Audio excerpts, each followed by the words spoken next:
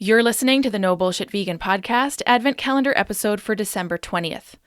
Today, I'm sharing with you why there is no such thing as a superfood.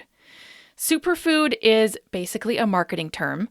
It was invented to sell products. It's not a legitimate concept in nutritional science, and it has no standard definition.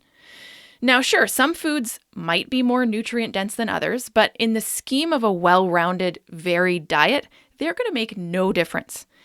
The fad of superfoods is yet another sign of our incessant need to find hacks or quick fixes to solve our problems, and that is not how our bodies work. Superfoods put the focus on individual ingredients, which takes the focus away from what really leads to long-term health, a varied diet high in whole foods, like vegetables, fruits, whole grains, seeds, nuts, legumes, and fungi. We don't eat single foods in isolation, so we shouldn't assess their health benefits in isolation either. A 2017 study in the International Journal of Behavioral Nutrition and Physical Activity found, not surprisingly, that superfood consumption is highest among those with more disposable income. It also suggested that people opt to eat superfoods due to the perception that that's what high-class people do. Your overall diet and long-term eating patterns will always matter more than any single food.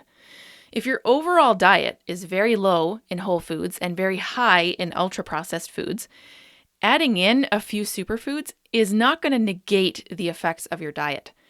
And you can think about it the other way. If your diet is mostly nutrient-dense whole foods, adding a treat food here and there is not going to make any difference. So why would adding a superfood make any difference either? Now, there's nothing inherently wrong with superfoods. They're usually great choices among a varied diet, but they're not going to boost your immune system or cure cancer or give you any cool superpowers.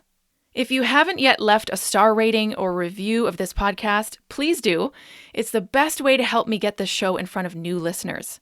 So on whatever podcast app you happen to be using, please take a sec to rate the show and leave a short review. Thanks so much.